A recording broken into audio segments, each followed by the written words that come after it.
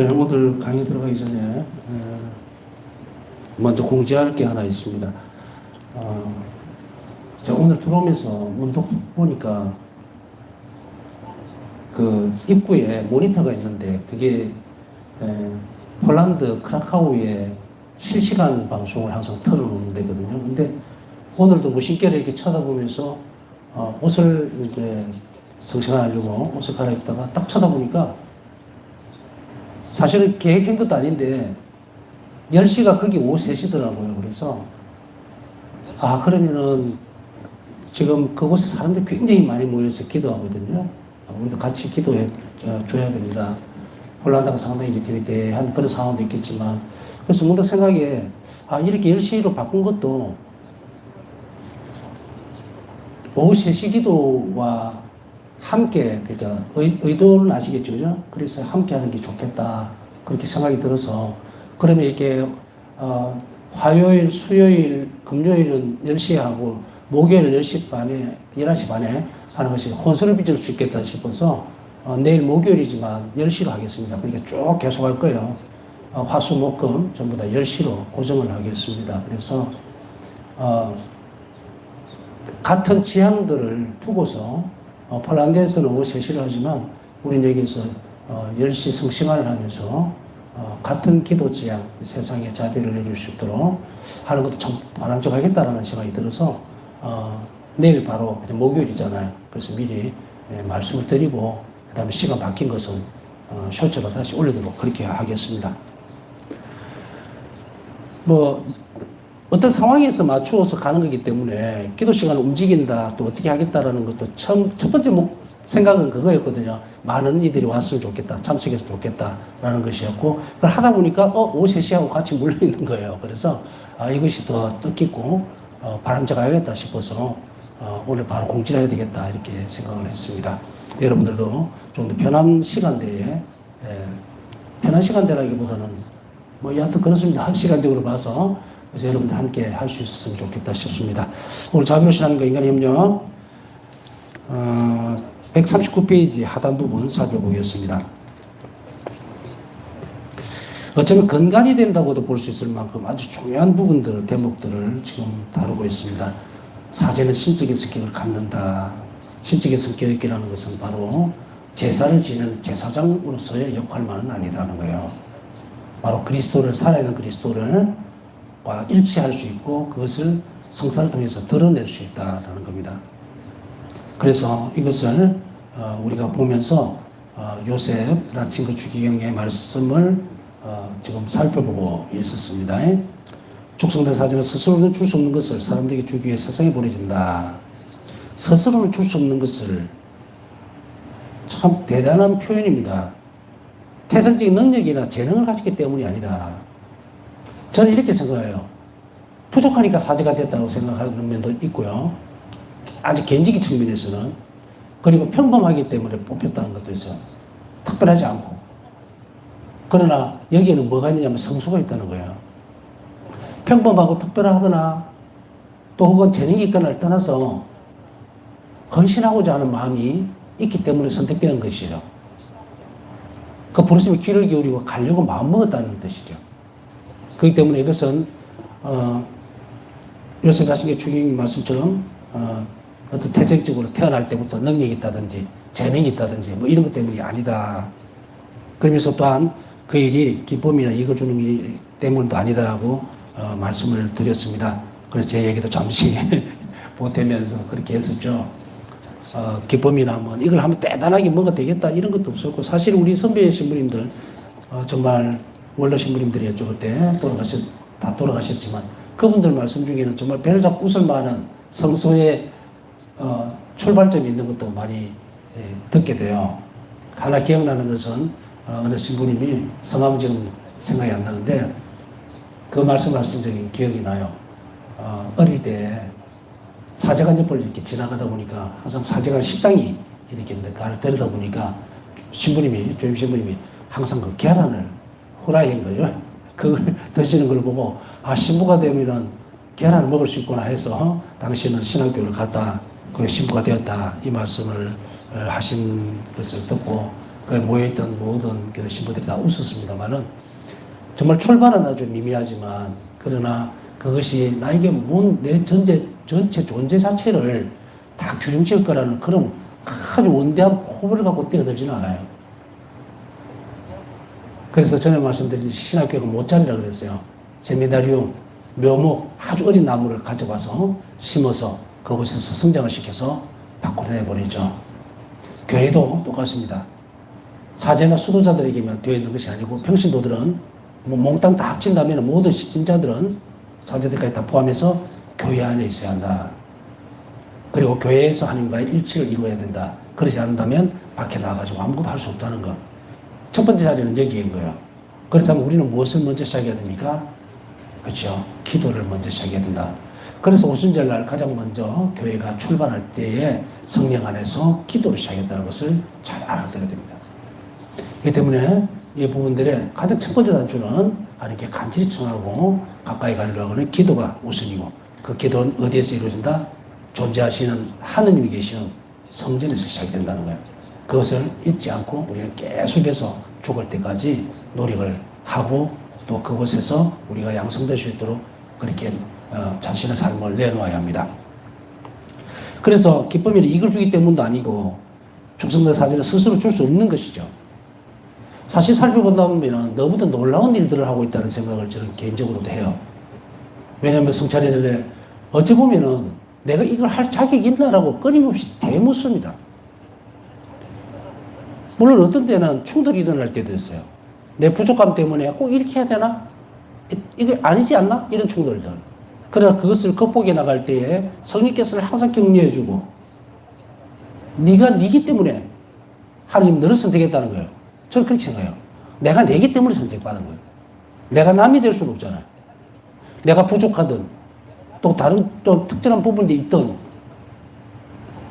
뭐 머리가 뛰어나고 이런 건 아니라 하더라도 여하튼 그런 것 때문에 하나님만이 아시니까 나를 선택한 거고 그 하나님의 선택을 나는 너무나 사랑하기 때문에 그 일을 선택하는 거고 여러분들은 마찬가지일 거예요. 그게 결혼 성소가 됐든 아니면은 다른 수도 성소가 됐든 아니면 사서 성소가 됐든 똑같습니다. 뭔가 우리는 우리의 뜻을 관철시키기 위해서 정말 신학생들도 마찬가지일 거예요. 부모님들도 그렇게 기도를 해달라고 부탁을 받는 경우도 있죠. 우리 아들이 성수자한테 기도해 주세요. 물론 기도는 아주 필요합니다. 그러나 그것에서 가장 근본적인 것을 얻도록 기도를 해줘야 돼요. 사제가 목적이 되어서는 안 된다는 거예요. 사제가 사제로 살려고 하는 것은 결국은 그 길을 통해서 하나님과의 사랑을 더 깊이 하고 일치하기 위한 것이죠. 그런 측면에서 본다면은 내가 주는 연습을 해야 되는데 이 성서 집행을 하는 이 모든 것들이 사제들 개인의 어떤 역량이나 재능, 능력 글쎄 저는 그렇게 생각한 적도 없지만 딱 정확하게 나오고 있네요. 그죠? 스스로 줄 수 없는 것이다. 가끔씩 뭔가 사제들이 막 자신이 주는 것 같지 물론 어떻게 형태로든지 뭐 좀 변형된 부분들도 있겠죠. 저는 오순절에 1년 동안 성령기도회를 쭉 주관을 하고 같이 지내면서 항상 두렵다기보다도 견제를 저 자신에게 했던 것은 내가 뭐나 된 듯이 하지 않도록 내가 주는 것이 아니에요. 그죠? 얼마나 정성스럽게 하나님 은총을 사람들에게 베풀어 줄까 그게 가장 중요한 거지. 자칫 잘못하면 내가 주는 듯이 착각을 해버리기 시작하면 정말로 구렁텅이로 빠져버려요. 어떤 모습들은 끊임없이 돌아가려면 그리스도께서 존재하시는 것은 가장 자신이 낯선 자리에 있을 때라는 거예요. 물론 실패할 때도 있고 또 욱할 때도 있고 넘어질 때도 있죠. 그러나 그것이 인간이라더라도 우리 스스로는 그것을 인정하면 안 돼요. 나 당연히 넘어지는 거야 라고 생각해서는 안 된다. 하지 않으려고 애를 쓰다 넘어지는 건 어쩔 수 없어요. 그건 우리 한계를 넘어가는 거기 때문에 그때 그 나약성 때문에 우리는 주님께 도움을 청하는 거예요. 자, 다시 돌아가서 출산 사제 스스로 줄 수 없는 것을 사람들 주기 위해서 세상에 보내집니다. 자, 우리 사제들이 탈탈 털어서 여러분들이 줄 게 아무것도 없어요.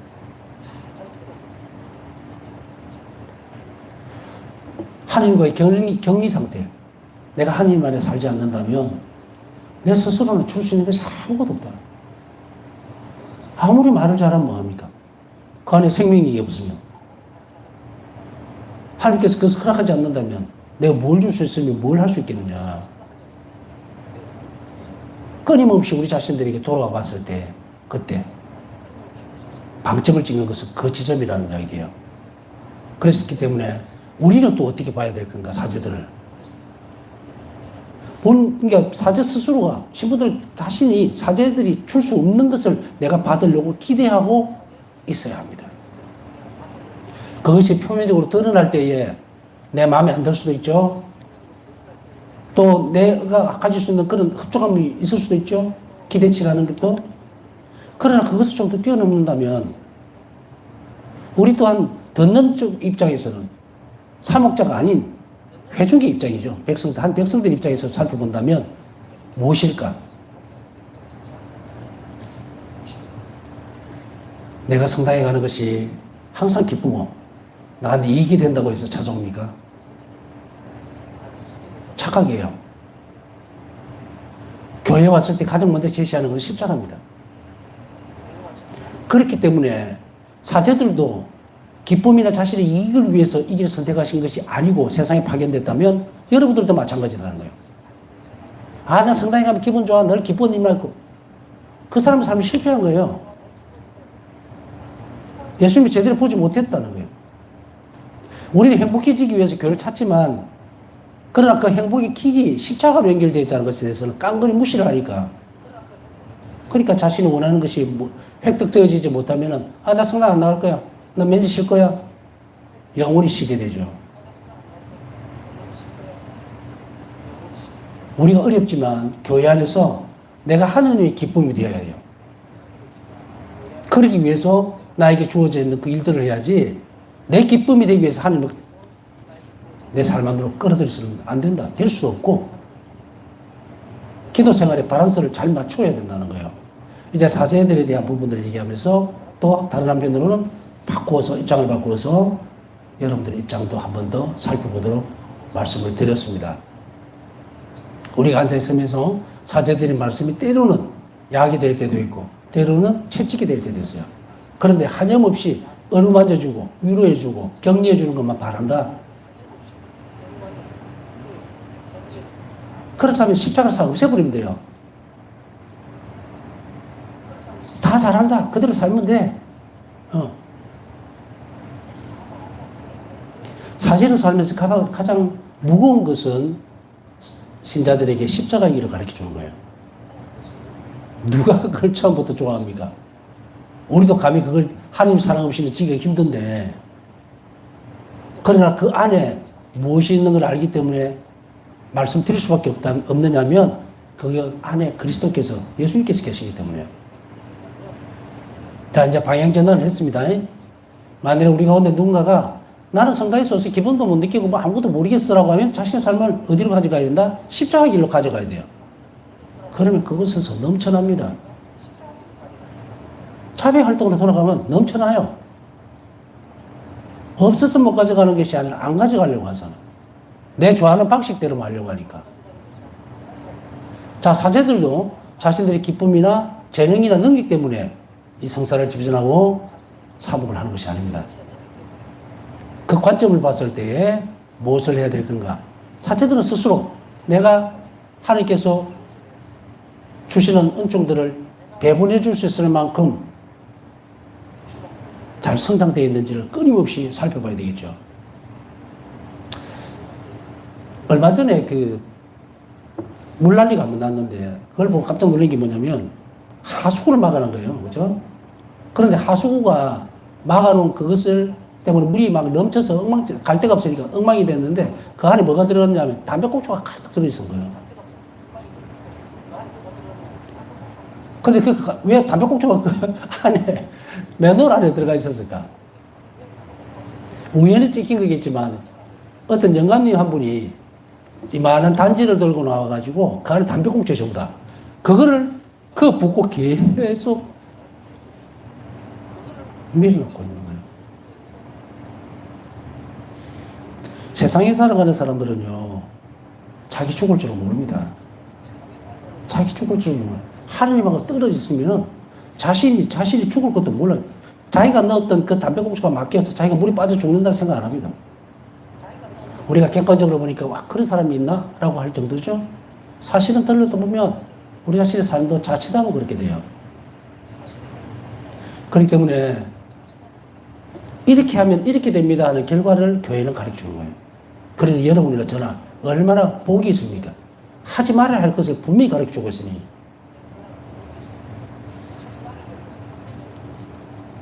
사제는 사람들 가운데에서 활동하며 살아있는 도구가 되기 위해 보내집니다.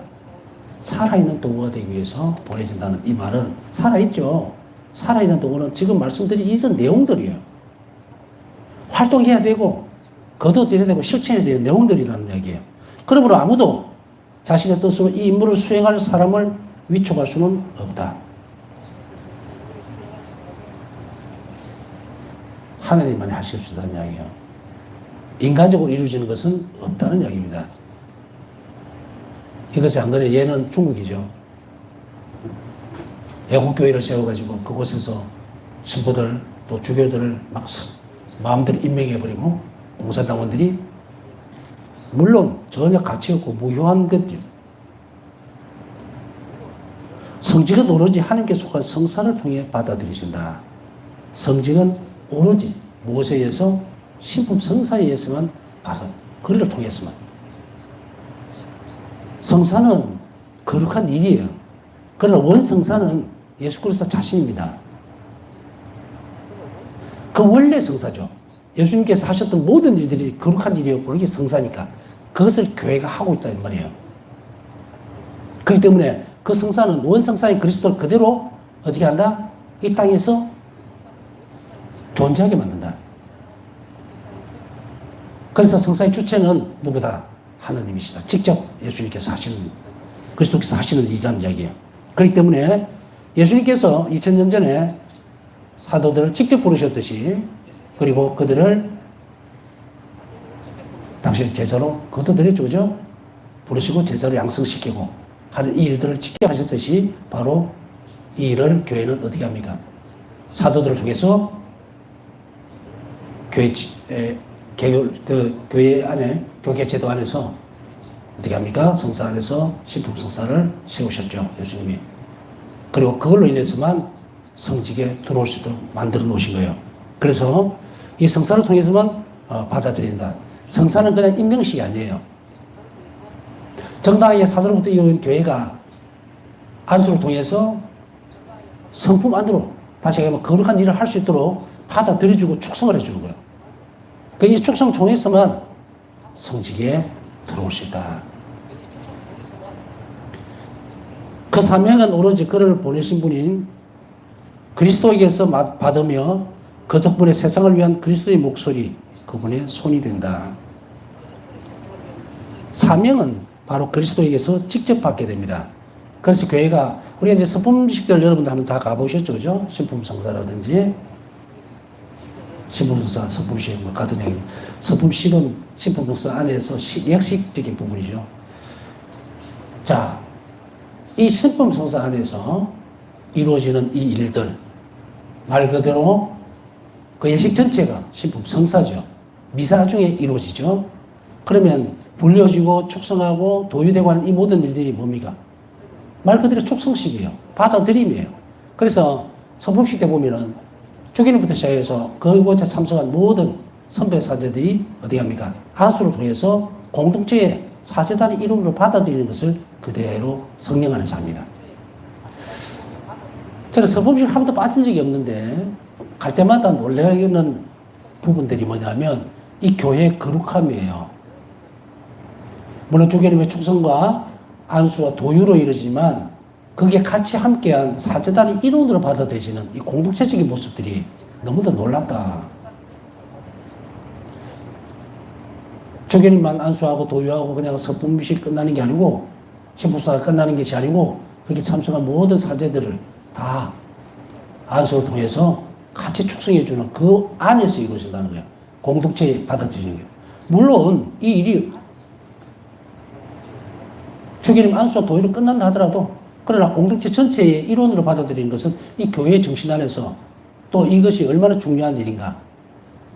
어떤 공동체의 일원이 된다는 것은 그만큼 어떤 의미를 지닙니까? 하나님이 함께 하신다는 확실한 사람들로서 표시가 되죠. 그래서 저는 가능한 한 서풍시에 가서 후배들에게 안수를 하고 정말 좋은 사제로서 하나님의 축복이 내리기를 그렇게 청합니다. 자, 그리스도의 목소리, 그분의 손이 된다는 것은 신품 성사를 통해서 직접 그리스도께서 그 사명과 나가야 될 방향을 가르쳐 주시고 인도해 준다는 이야기예요. 그래서 그것 때문에 사제들은 세상을 위해서 그리스도의 목소리 그리고 손이 되어야 합니다. 자, 여기서 살펴본다면 오로지 그리스도의 사명, 그리스도께서 공생활을 통해서 이 땅에 오셔서 행하셨던 그 일들을 사제들이 하기 위해서 모든 노력을 다하는 것이 중심인데 그 중심의 핵심은 뭡니까? 중심점에서 그것이 바로 성사 집전이에요. 성사는 바로 구원을 직접적으로 실현시켜 주는 거예요.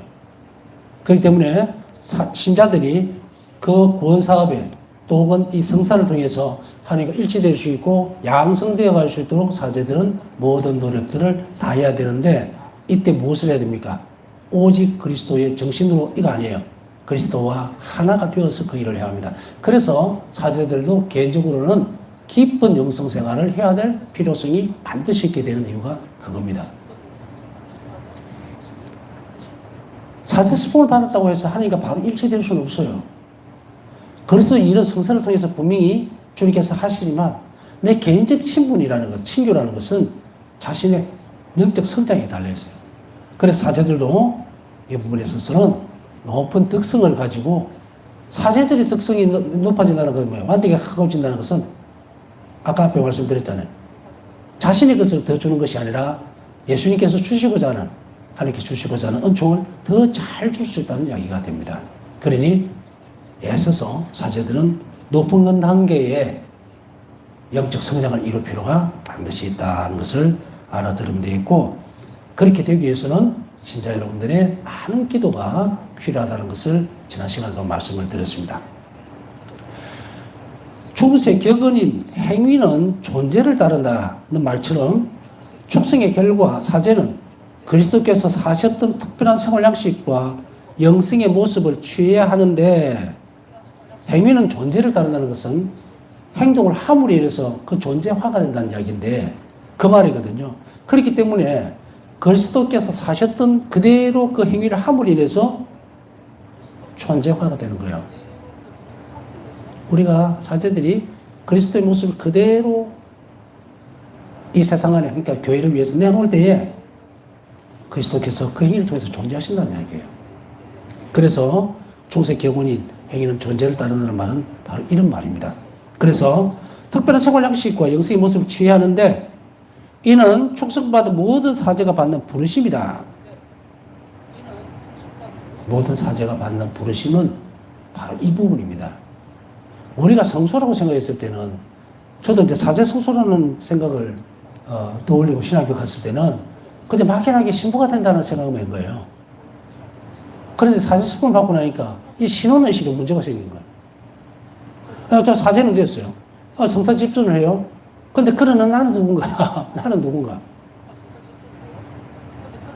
신혼이 바뀌었어요. 그냥 많은 사람들이 신부님 하니까 그러면 나는 거기에 맞도록 성사 집행하고 다 해요.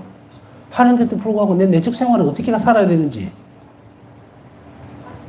물론 전혀 모른다는 것은 아니에요. 만약에 그렇게 된다면 사람들에게 영성 생활을 지도록 할 수 없으니까. 그런데 그보다 더 높은 단계의 사제들은 특별한 부르심을 받은 사람들이에요. 그 말은 뭐냐면 예외 없이 높은 단계의 덕성이 일어나야 된다는 건데 그 길을 찾기가 참 쉽지가 않더라는 이야기예요. 그러다 보니까 이제 거기에 대해서 물음표가 계속 따라오는데 만약에 많은 신부님들이 보고 있다면 볼 리는 모르겠습니다. 한 명이라도 보고 있다면 이 부분을 되새겨봐야 합니다. 우리의 부르심은 바로 이 부분입니다. 조성받은 사제가 받은 부르심은 그리스도께서 사셨던 특별한 생활 양식과 영성의 모습을 취해야 한다. 그 사제로 불렸다는 것은요, 사제로 살아낸다. 이 막연한 것이 아니고 그리스도께서 취하셨던 생활 양식을 그대로 특별한 생활 양식이 뭐예요? 공생활이 다 드러나잖아. 그 특별한 생활 양식을 그대로 가져가고 실천해야 되고, 그 다음에 그분께서 지니셨던 영성의 모습을 취해야 된다는 말은 무슨 말인지 아죠? 답습한다는 말이 아니라 그대로 살아내야 된다는 얘기예요. 답습이라는 것은 잘못하면 흉내만 낸다는 것을 오류가 있을 수 있기 때문에 그대로 살아내야 된다. 한국말은 참 좋은 게 그거예요. 그냥 그대로 살면 돼요.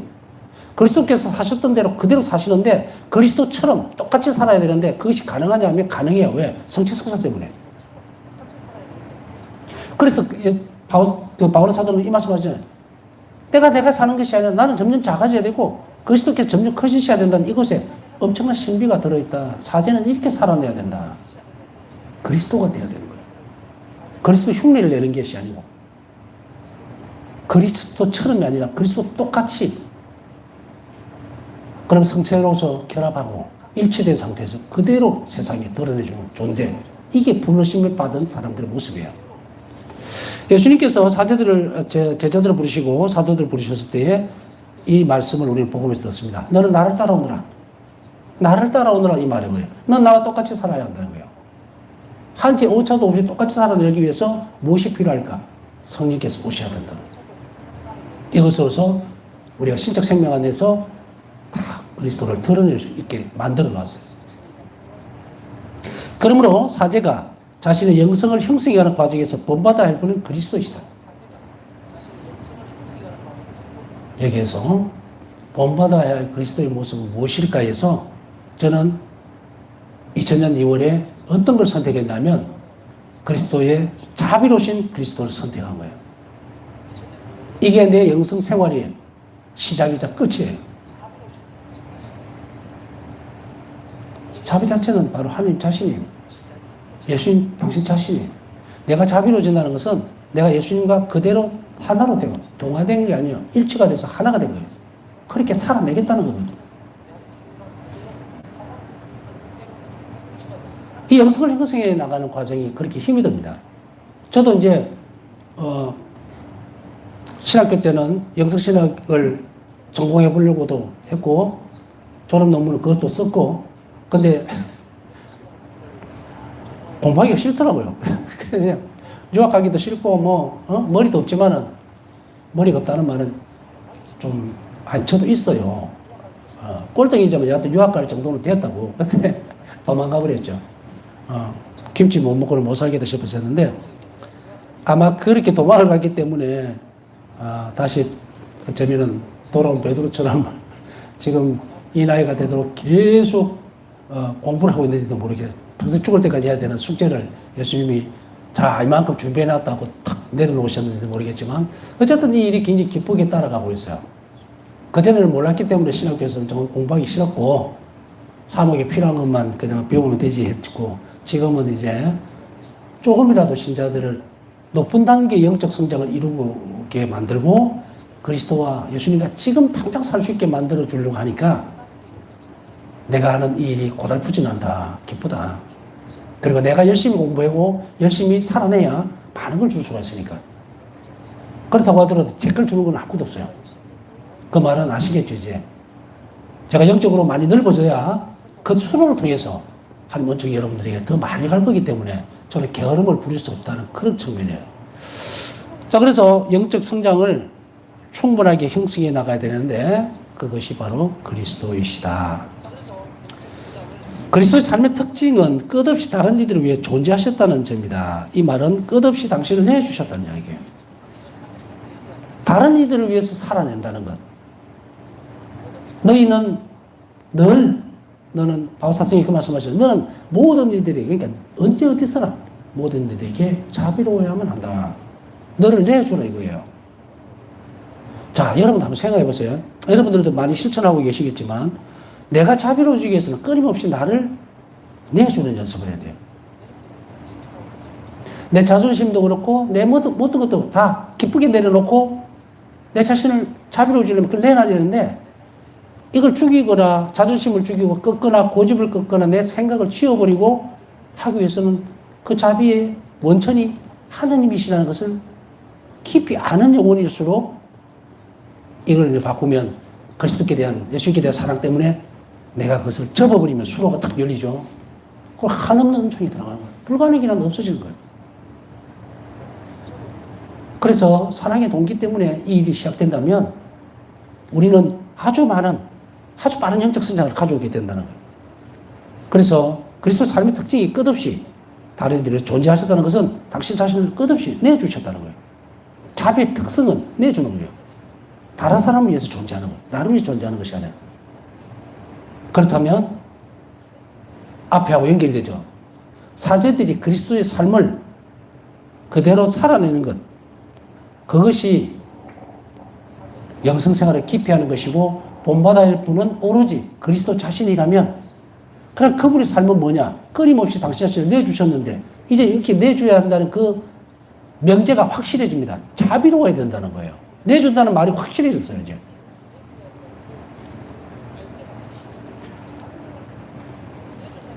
너희는 서로에게 봉사해야 된다는 것을, 그 봉사가 뭔지 모르죠? 그런데 이 봉사라는 게 이제 자비라는 것을, 자신을 내주는 것이라는 것을 이웃을 위해서 너무도 명확해진 것은 바로 자비시즘 안에 들어왔을 때, 그러면 어떻게 내줘야 될까요? 묻는다면 한도 없이 많아요, 한도 없이. 어떻게 자비학교 한번 보세요. 얼마나 내줄 것이 많고 얼마나 해야 될 일이 많은지. 얼마 전에 강릉에 너무 어려운 일이 있었죠. 저수지가 다 말라서 너무도 많은 분들이 고생을 많이 하셨고 이제 비가 오므로 인해서 한시름 놓지만 이 기억을 잊어버려서는 안 될 거예요. 이 기억은 우리의 영성생활에서도 있어야 됩니다. 고갈되고 갈라지고 이렇게 되도록 놔두면 안 돼요. 항상 잘 준비되고 예비되어지는 부분들을 열어놔야 됩니다. 그게 뭡니까? 옛날에는 그 치수라고 그랬잖아요, 치수. 이거 나라를 운영하는 데서 가장 중요한 부분이 치수예요. 특히 농업국가에서는. 우리 영성생활에서 치수는 뭘까? 은총의 셈이 항상 그곳에서 넘쳐서 나에게는 두루두루 만들어 놓은 이거를 뭐랍니까? 이 영성생활인 거예요. 이웃에게 자비로울수록 영원히 고갈되는 일이 없다. 그렇다면 오늘날 일어나고 있는 수없이 많은 문제와 어려움들은 그리스도인으로서 살아내는 것, 이 세상 안에서 삶을 살아내는 것에서 우리가 드러나는 것은 바삭입니다. 그죠? 내가 세상이 고통스럽고 사는 게 힘들고 할 때는 이미 영혼 안에 짝짝 갈라져 버렸죠? 응? 맨 땅이 다 드러났어요. 저수지물이 다 말라버렸어. 갈 곳이 없어요. 이 세상에서 유일하게 끊임없이 샘솟는 것, 한없이 주어지는 은총이 있다면 그 자비 은총이에요. 그러면 치수 어떻게 됩니까? 이렇게 늘 의탁하고 이웃에게 자비로움, 이 영성생활을 그 길 끝에 그리스도와 일치가 있다는 것을 분명하게 한다면 우리는 한 자비 시집을 실천해 나가고 그리고 이웃에게 그 드러내 줄 때에 우리는 뭘 한다? 그리스도를 그대로 본받고 사는. 자, 여기서 이제 답은 다 나왔죠. 사제들의 삶은 이리 해야 되고 모든 신자가 그걸 해야 되는 거예요. 여기서 고갈되지면 사제는 아까 얘기했듯이 사제로서만 삽니다. 신자는 신자로서만 살아요. 자신의 삶이 더 이상 갈라지거나 흩어지지 않도록 늘 그 안에는 한 자비가 넘칠 수 있도록 하려면 이것을 이 영성생활을 잘 이어가는 잘 살아내야 된다. 그것은 끊임없이 하니까 있다고 하고 이웃에게 자비로운 일을 해야 합니다. 예, 남은 시간 묵상하면서 오늘 하루도 자비를 청하시는 분들을 위해서 함께 기도해 주시기 바랍니다.